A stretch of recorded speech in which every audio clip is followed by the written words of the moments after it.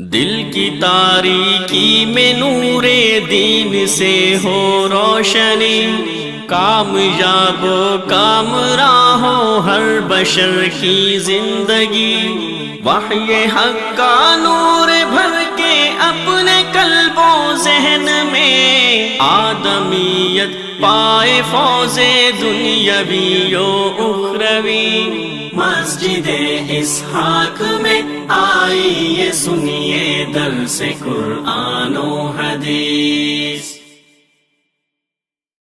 ان الحمد للہ نحمده ونستعینه ونستغفره ونعوذ باللہ من شرور انفسنا ومن سیئات اعمالنا، من يهده الله فلا مضل له ومن يضلل فلا هادي له، واشهد ان لا اله الا الله وحده لا شريك له، واشهد ان محمدا عبده ورسوله۔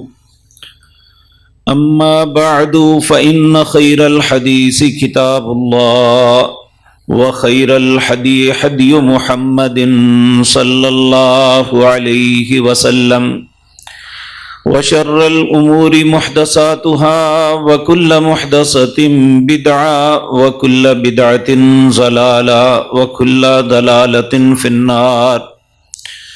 رب اشرح لي صدري ويسر لي أمري واحلل عقدة من لساني يفقهوا قولي۔ اللهم انفعنا بما علمتنا وعلمنا ما ينفعنا وزدنا علما۔ رب اوزعني ان اشكر نعمتك التي انعمت علي وعلى والدي، وان اعمل صالحا ترضاه، واصلح لي في ذريتي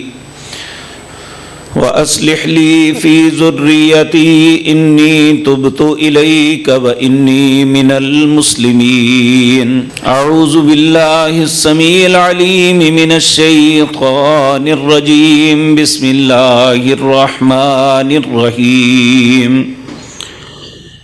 إذا جاءك المنافقون قالوا نشهد إنك لرسول الله، والله يعلم إنك لرسوله، والله يشهد إن المنافقين لكاذبون۔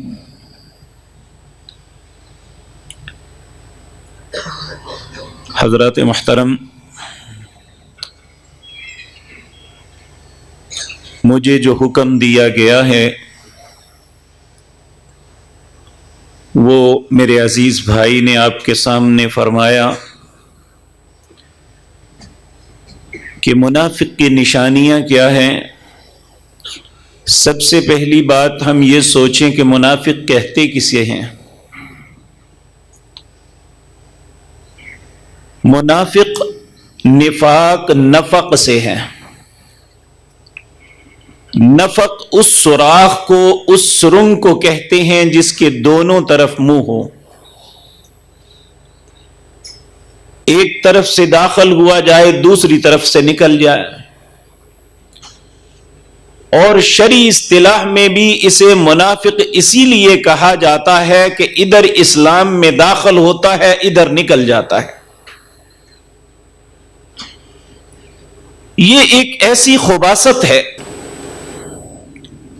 بعض انسان تو دانستہ اس کا شکار ہوتے ہیں، بعض نادانستہ اس کے شکار ہو جاتے ہیں۔ علماء امت نے نفاق کی دو قسمیں بیان کی ہیں۔ ایک وہ نفاق ہے جو اعتقادی ہے، انسان ایک چیز کا اعتقاد، ارادہ اور اختیار کے ساتھ بناتا ہے کہ میں نے اس طرح چلنا ہے۔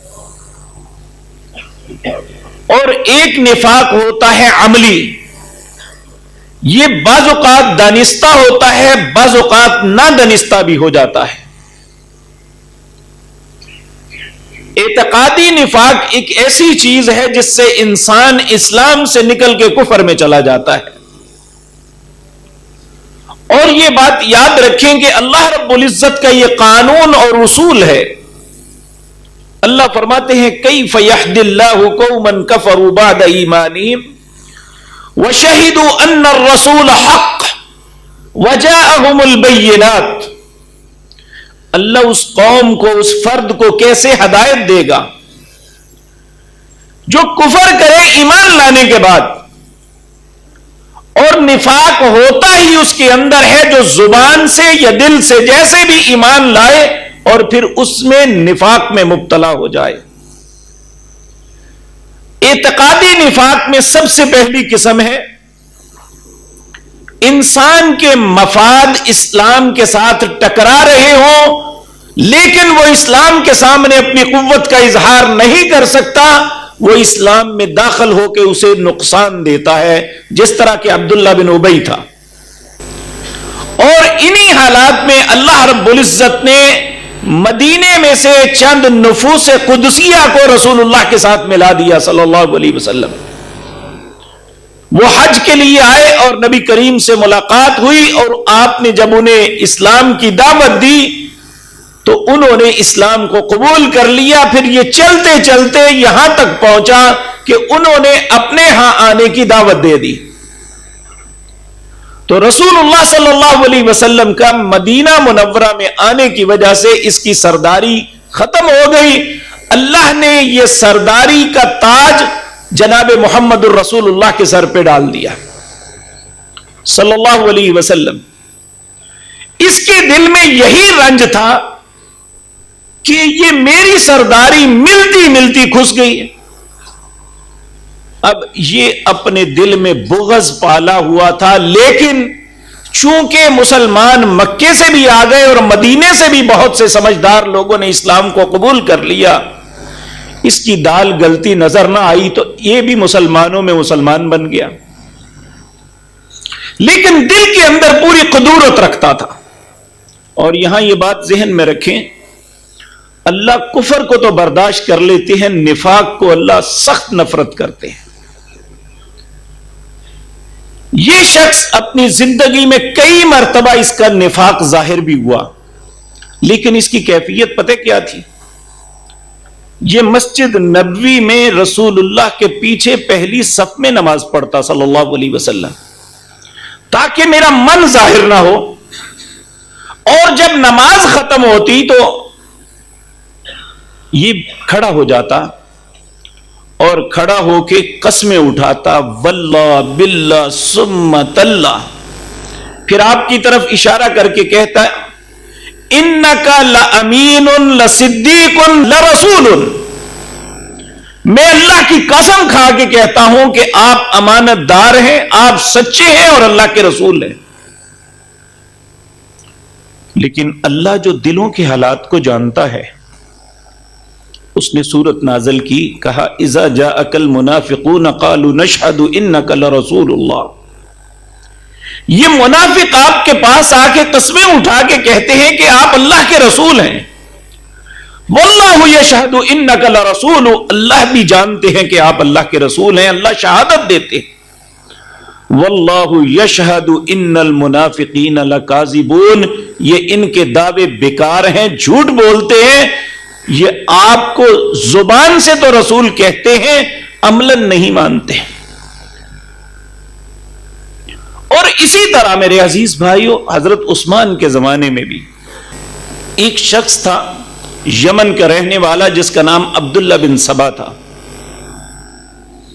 اس نے لوگوں کو ایک نیا کنسپٹ دیا. حضرت عثمان کے زمانے تک 44.5 لاکھ مربع میل اسلامی قلمرو بن گئی تھی. ایک طرف رشیا کی سرحدوں کی طرف، ایک طرف ایشیا، ایک طرف افریقہ، اور دنیا کے اطراف میں مسلمانوں کی حکومت قائم ہو گئی. اس وقت پھر اس نے کہا، ان لوگوں کو ایک پیغام دیا جن کی مذہبی اجارہ داریاں ختم ہو گئی تھی. اس نے کہا مسلمانوں کے ساتھ میدانوں میں نہیں لڑ سکتے، بہترین طریقہ یہ ہے کہ مسلمانوں کو کمزور کرنا ہے تو مسلمانوں میں داخل ہو جاؤ. اور انہوں نے یہی طریقہ اپنایا. کہ بظاہر اسلام کو قبول کیا اور مسلمانوں کے اندر داخل ہو کے مسلمانوں کو کمزور کرنا شروع کر دیا. انہوں نے اتنی خباثت کی کہ یہاں تک کہ سیدنا عثمان کی شہادت کا سبب یہ لوگ بنے، اور امت ایک وقت تک انتشار اور افتراق کا شکار رہی، اور ان کی شیطانیوں کی وجہ سے بہت سے لوگوں کو شہادت کا درجہ ملا، شہید ہو گئے. اور انہوں نے مسلمانوں کو دو گروہوں میں کھڑا کر دیا. اور یہاں سوچنے کی بات یہ ہے، عمومی طور پہ ہمارے میڈیا پہ اور ہمارے عام لوگ بھی ایک بات کہتے ہیں، جی مسلمانوں نے شروع میں ہی لڑائیاں شروع کر دی. مسلمان نہیں لڑتا، مسلمان کے اندر نفاق نہیں ہوتا، مسلمان دوسرے کو قتل نہیں کرتا. آپ جنگ جمل کی تاریخ پڑھ کے دیکھ لیں، جنگ صفین کی پڑھ کے دیکھ لیں، یہی وہ شیاطین تھے جنہوں نے دونوں طرف سے یہ خباثت کی اور مسلمانوں کو آپس میں لڑا دیا. اس کی وجہ سے ہی یہ اتنا نقصان دیتے ہیں. اسی لیے اللہ رب العزت نے فرمایا ان المنافقین فی الدرک الاسفل من النار. یہ منافق جو ہے قیامت کے دن جہنم کے سب سے نچلے گڑھے میں ہوں گے. اور آپ حیران ہوں گے، عبداللہ بن ابی بن سلول جب یہ فوت ہوتا ہے، اس کا بیٹا بھی عبداللہ تھا اور وہ بڑا نیک اور مخلص مسلمان تھا. جب یہ فوت ہوا تو وہ نبی کریم کی خدمت میں حاضر ہوا، آ کے عرض کرنے لگا، یا رسول اللہ میرا باپ فوت ہو گیا ہے، اور بیٹے کو بھی پتا تھا میرا باپ کیا ہے، اور اسی لیے آپ کی منت کرنے لگا، یا رسول اللہ اپنا کرتا مبارک دے دیجئے، میں بطور کفن اپنے باپ کو پہنانا ہے. نبی صلی اللہ علیہ وسلم نے اس کا اخلاص دیکھتے ہوئے اپنا کرتا دے دیا. اب اتنا بابرکر اور مقدس جس جسم کے ساتھ وہ لگا رہا، اس جسم پہ اللہ نے آگ کو حرام کیا ہوا ہے. اب وہی کرتا ایک منافق کے گلے میں بطور کفن پہنا دیا گیا. اور جب جنازے کا وقت آیا تو پھر وہ حاضر ہوا، کہنے لگا، یا رسول اللہ جنازہ پڑھا دیجئے. آپ اس کے جنازے کے لیے چلے تو سیدنا عمر نے پیچھے سے جس طرح پیار سے کوئی پکڑتا ہے، دوست کے ساتھ ایسے رسول اللہ کو پکڑ لیا، یا رسول اللہ اس کا جنازہ نہ پڑھائیں، آپ کو معلوم ہے یہ منافق تھا. آپ نے فرمایا، عمر اس کا بیٹا بڑا اچھا تھا، کوئی بات نہیں، مجھے جنازہ پڑھانے دو. آپ اس کے جنازے پہ کھڑے ہو گئے، اس کا جنازہ پڑھایا. جب جنازہ پڑھایا تو اللہ کی طرف سے پیغام آ جاتا ہے، استغفر لهم او لا تستغفر لهم ان تستغفر لهم 70 مرة فلن يغفر الله لهم. اس کے لیے استغفار کریں یا نہ کریں، اگر 70 مرتبہ بھی مجھے کہیں گے میں اسے معاف نہیں کروں گا. اب نبی کریم صلی اللہ علیہ وسلم نے کیا کہا؟ آپ فرمانے لگے، اگر مجھے 70 مرتبہ سے زیادہ مرتبہ بھی اللہ سے التجا کرنی پڑی میں اس کے لیے کروں گا، اس کا بیٹا بڑا اچھا ہے. آپ جب یہ ارادہ فرمایا تو اللہ نے دوسری آیت نازل فرما دی، کہا وَلَا تُصَلِّ عَلَىٰ أَحَدٍ مِّنْهُمْ مَاتَ أَبَدًا وَلَا تَقُمْ عَلَىٰ قَبْرِي إِنَّهُمْ كَفَرُوا بِاللَّهِ وَرَسُولِهِ. اے میرے نبی، تیرے رب کا حکم ہے، اس جیسا کوئی آئندہ مر گئے تو نہ اس کا جنازہ پڑھنا ہے نہ اس کی قبر پہ کھڑے ہوں کہ دعا کرنی ہے. سبب اس کا نفاق، کہ اللہ رب العزت نے معافی دینے کی کسی درخواست کو قبول نہیں کیا اس کے نفاق کی وجہ سے. یہ اتنی بڑی خباثت ہے. اللہ رب العزت ہم سب کو محفوظ رکھے. نبی صلی اللہ علیہ وسلم اپنی دعاؤں میں یہ دعا مانگا کرتے تھے. حقیقتاً یہ دعا میرے اور آپ کے لیے تھی. اللہم انی اعوذ بک من النفاق وسوء الاخلاق. اے اللہ میں تیری پناہ طلب کرتا ہوں نفاق سے اور برے اخلاق سے. اور منافق ہی ایسا انسان ہوتا ہے جس کا برا اخلاق ہوتا ہے. میں انشاءاللہ اس کے متعلق بھی عرض کروں گا. اسی طرح میرے عزیز بھائیوں، اعتقادی نفاق کے اندر ایک یہ بھی ہوتا ہے، جس طرح کہ یہود کے علماء نے اپنے انبیاء کے ساتھ کیا. نبی حکم دیتے، یا تو وہ ان حکموں کا مذاق اڑاتے اور یا ان حکموں کو تسلیم کرنے سے انکار کر دیتے. آج بھی وہ شخص جو رسول اللہ کا حکم سنتا ہے اور جان لینے کے باوجود انکار اس لیے کرتا ہے کہ میرے باپ دادے کا طریقہ اور ہے یا میرا مسلک اور ہے، اور یاد رکھے کہ وہ ایک ایسی دلدل میں گرتا ہے جس دلدل کا نام نفاق ہے. اللہ رب العزت ہمیں محفوظ فرمائے. تو میرے عزیز بھائیوں، اسی طرح وہ شخص جو رسول اللہ صلی اللہ علیہ وسلم کی تحقیر کرتا ہے، آپ کی ذات مطہرہ ایسی ہے کہ صرف آپ کے متعلق بری سوچ سوچی جائے، کہنا دور کی بات ہے، صرف بری سوچ سوچی جائے تو اللہ اعمال کو برباد کر دیتا ہے. تو ایک انسان آپ کے متعلق اپنے نظریات کو برا کرے، اس سے بڑا نفاق کیا ہو سکتا ہے؟ وہ آپ کو رسول بھی مانے، نہ آپ کی بات مانے اور آپ کی بات پہ دوسرے کی بات کو ترجیح دے، اس سے بڑا نفاق کوئی نہیں ہے. اللہ رب العزت ہم سب کو اس سے محفوظ فرمائے. نبی کریم صلی اللہ علیہ وسلم ایک اور دعا بڑی شدت سے مانگا کرتے تھے. اللہم طہر اعیننا من الخیانہ والسنتنا من الکذب وقلوبنا من النفاق واعمالنا من الریا واموالنا من الربا. اے اللہ میری آنکھوں کو خیانت سے پاک کر دے. اللہم طہر اعیننا من الخیانہ والسنتنا من الکذب، میری زبان کو جھوٹ سے پاک کر دے. وقلوبنا من النفاق، میرے دل کو منافقت سے پاک کر دے. واعمالنا من الریا، میرے اعمال کو ریاکاری سے پاک کر دے. واموالنا من الربا، میرے مال کو سود سے پاک کر دے. یہ 5 خباثتیں ایسی ہیں جو انسان کو برباد کر دیتی ہیں، اور ان میں اہم بات آج کی مجلس کی یہ ہے جو نفاق کے متعلق، حالانکہ رسول اللہ کے متعلق سوچنا بھی گناہ ہے کہ نفاق آپ کے قریب بھی پھٹک سکتا ہے. یہ حقیقتاً مجھے اور آپ کو یہ بات سکھلائی گئی ہے جن کے دل میں یہ خباثت پنپ سکتی ہے. دوسرا ہے عملی نفاق. اس میں اکثر و بیشتر ہم لوگ مبتلا ہیں. نبی مکرم جناب محمد الرسول اللہ صلی اللہ علیہ وسلم نے ارشاد فرمایا، آیت المنافق ثلاث، منافق آدمی کی 3 نشانیاں ہیں. وَإِنْ صَامَ أَوْ صَلَّى وَزَعَمَ أَنَّهُ مُسْلِمٌ، چاہے وہ نماز پڑھتا ہے، روزہ رکھتا ہے، اپنے آپ کو مسلمان سمجھتا ہے، اگر 3 علامتیں ہیں تو سمجھ لو منافق ہے. وہ کیا ہے؟ نمبر 1، اذا اؤتمن خان، واذا حدث كذب، واذا وعد اخلف. جب اس کے پاس امانت رکھی جائے تو خیانت کرتا ہے، جب بات کرتا ہے تو جھوٹ بولتا ہے، جب وعدہ کرتا ہے تو وعدہ خلافی کرتا ہے. کہا چاہے وہ نماز پڑھتا رہے، چاہے روزہ رکھتا رہے، اپنے آپ کو مسلمان تصور کرتا رہے، جب یہ علامات آ جائیں گی تو وہ شخص نفاق کی گندگی میں پڑ جائے گا.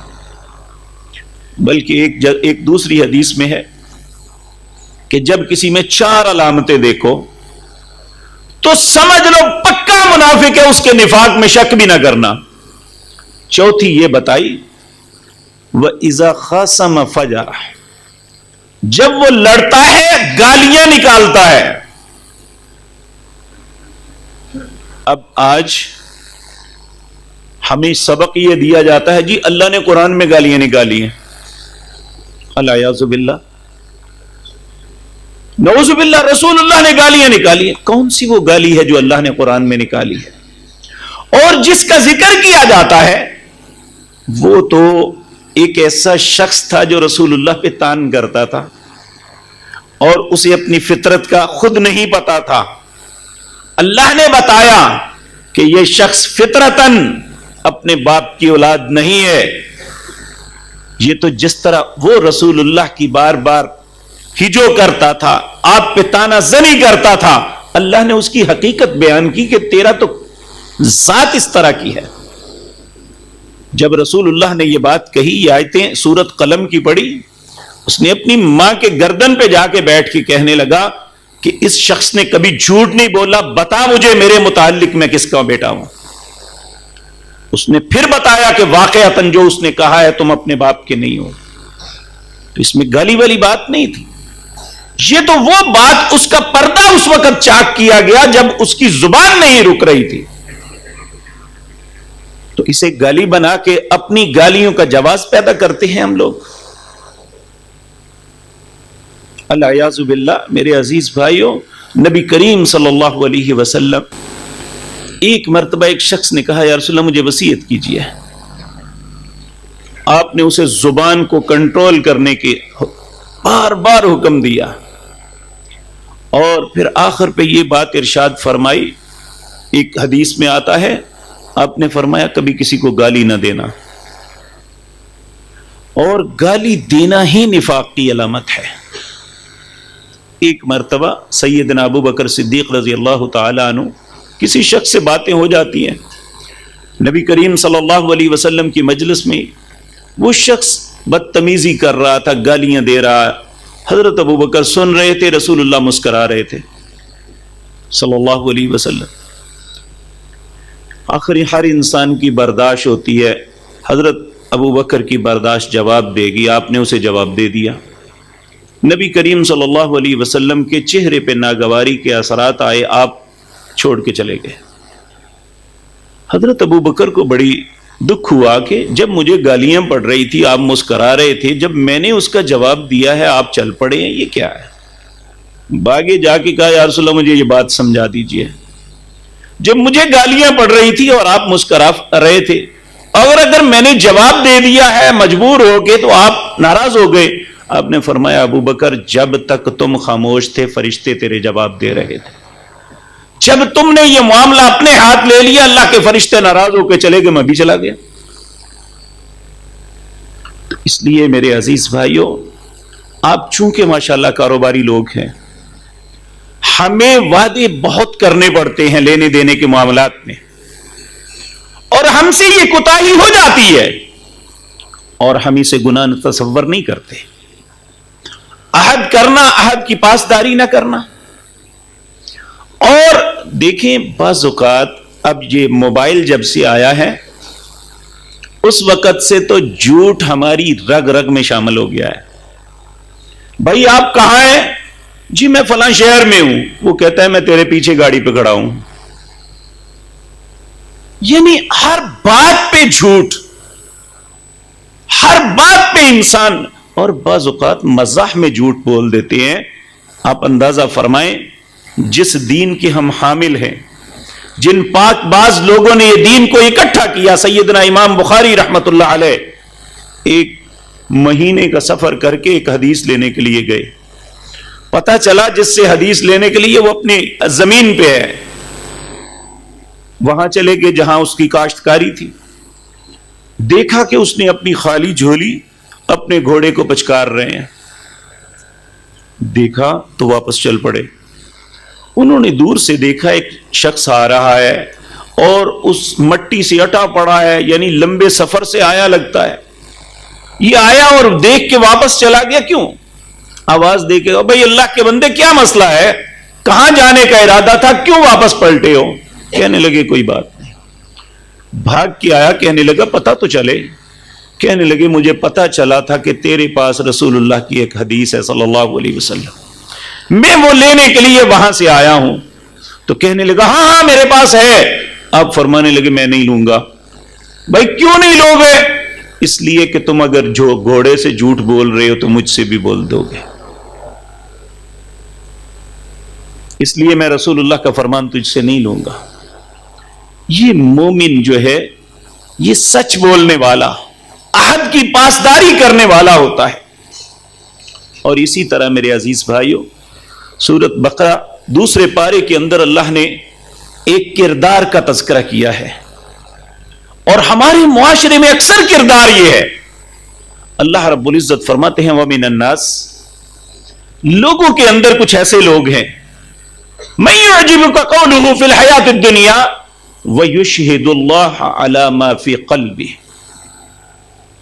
لوگوں میں ایسے لوگ ہیں، ایسا کردار ہے، ومن الناس ان کی باتیں بڑی خوبصورت لگتی ہیں، لوگ سمجھتے ہیں کمال گفتگو کرتا ہے، متاثر ہوتے ہیں، دل کھینچ لیتے ہیں.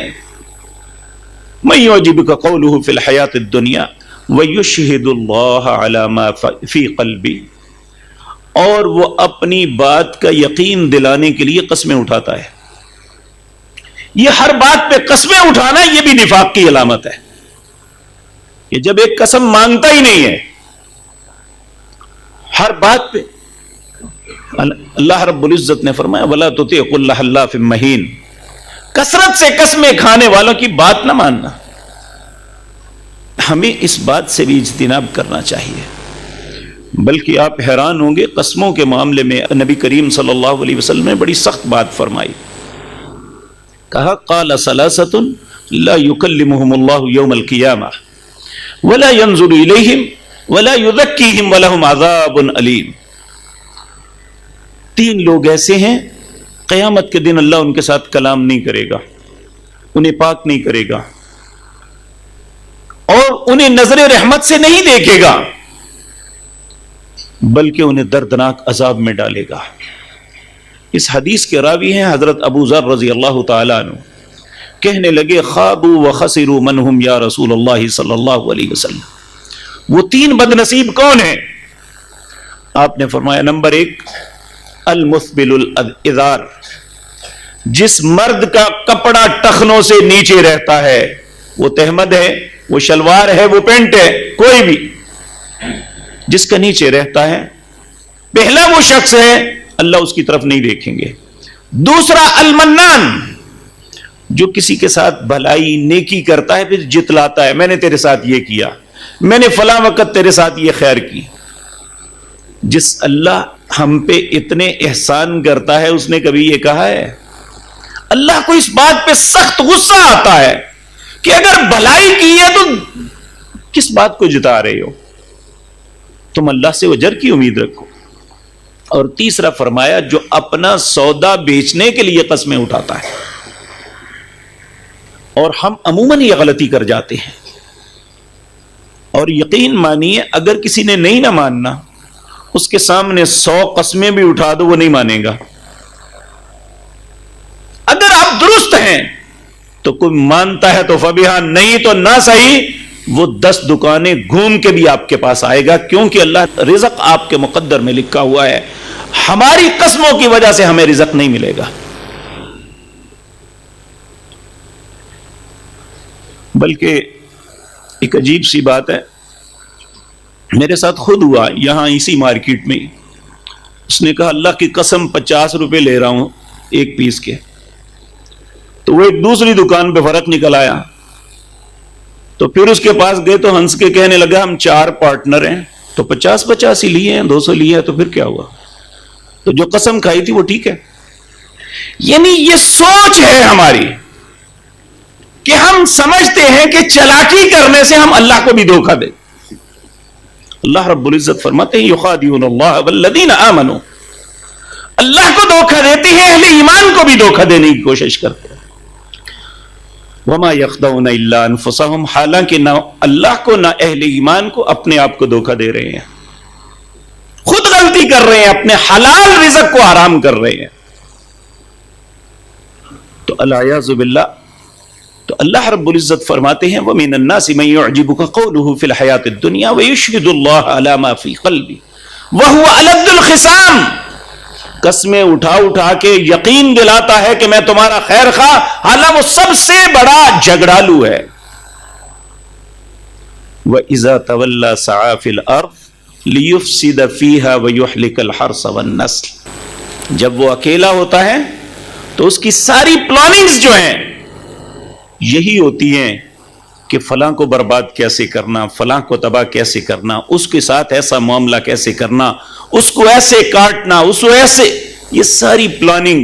کہا یہ بھی ایک ایسا شخص ہے کہ جو اپنی بربادی کے لیے سب کچھ کر رہا ہے. تو میرے عزیز بھائیو، یہ کسی کا کچھ نہیں بگڑتا. حقیقت بات میں آپ کو عرض کر دوں، عربی ادب کی ایک کتاب میں ایک حکایت لکھی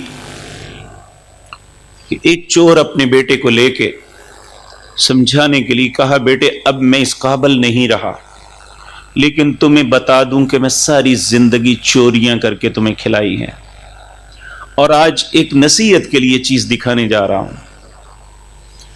اس نے دور سے ایک گھر کی طرف اشارہ کیا. اس نے کہا، اس گھر کو میں نے 7 مرتبہ لوٹا ہے اور اس کا کچھ نہیں چھوڑا تھا، سب کچھ لے کے چلا گیا تھا. بیٹے اب میں مرنے لگا ہوں، مرتے وقت تمہیں بتا دوں، میرے ساتھ تو جو اللہ نے معاملہ کرنا ہے وہ اللہ کے پاس ہے، لیکن تمہیں بتا دوں کہ ہمارے گھر دیا نہیں ہے، ان کے گھر پھر بھی دیا جل رہا ہے. تو آج ہم یہ اگر سوچ لیں کہ یہ سب کچھ کیوں کر رہے ہیں، کس کے لیے کر رہے ہیں، اور اس کا انجام کتنا برا ہے، کس دلدل میں گر کے ہم اللہ کی کتاب میں منافق لکھ دیے گئے، تو جب اللہ کی بارگاہ میں اٹھائے جائیں گے تو ہمارا حشر کیا ہوگا. اس لیے میرے عزیز بھائیوں، رسول اللہ صلی اللہ علیہ وسلم کی ان دونوں دعاؤں کو اپنی زندگی کا حصہ بنا لینا چاہیے. ایک وہ جو پہلے عرض کی، اللہم، یہ اللہ سے پناہ طلب کرنی ہے، اللہم انی اعوذ بک من النفاق وسوء الاخلاق. اے اللہ میں تیری پناہ طلب کرتا ہوں نفاق سے اور برے اخلاق سے. اور دوسری 5 چیزوں کے متعلق آپ اللہ سے سوال کرتے ہیں، اللہم طہر اعیننا من الخیانہ. اے اللہ میری آنکھوں کو خیانت سے پاک کر دے. وَأَلْسِنَتَنَا مِنَ الْكَذِبِ، میری زبان کو جھوٹ سے پاک کر دے. وَقُلُوبَنَا مِنَ النِّفَاقِ، میرے دل کو نفاق سے پاک کر دے. وَأَعْمَالَنَا مِنَ الرِّيَاءِ، میرے اعمال کو ریاکاری سے پاک کر دے. وَأَمْوَالَنَا مِنَ الرِّبَا، میرے مال کو سود سے پاک کر دے. اگر ان چیزوں سے بچ گئے تو انشاءاللہ کامیابی یقینی ہے، وگرنہ اسلام کے اندر نفاق کا رخنہ آ جائے تو ہمارے اسلام کو برباد کر دے گا، ہمارے ایمان کو تباہ کر دے گا. اللہ رب العزت اس بات سے سب مسلمانوں کو محفوظ فرمائے، ہمیں اسلام کی حالت میں زندہ رکھے، اسلام کی حالت میں موت نصیب فرمائے. نبی کریم صلی اللہ علیہ وسلم آپ نے اپنی امت کو یہ بات فرمائی کہ جب اذان ہو جاتی ہے اور تم نماز کے انتظار میں بیٹھتے ہو تو 2 چیزوں کا اللہ سے سوال کیا کرو. نسأل اللہ العفو والعافیت، اے اللہ میں عافیت اور معافی کا سوال کرتا ہوں. اور پوری دعا دوسری جگہ اس طرح آتی ہے، اللہم انی اسألک العفو والعافیت فی الدنیا والآخرہ، توفنا مسلمین والحقنا بالصالحین. اے اللہ مجھے اسلام کی حالت میں موت دینا اور نیک لوگوں کے ساتھ شامل فرما دینا. یہی انسان کی کامیابی کی راہ ہے. نفاق انسان کی دنیا اور آخرت کو تباہ کر دیتا ہے. اللہ نے قرآن میں فرمایا خسر الدنیا والآخرہ، جو شخص نفاق میں مبتلا ہوتا ہے دنیا میں بھی اس کے لیے خسارہ ہے، آخرت میں بھی. اللہ ان دونوں خساروں سے ہم سب کو محفوظ رکھے. اقول قولی ھذا واستغفر اللہ لی ولکم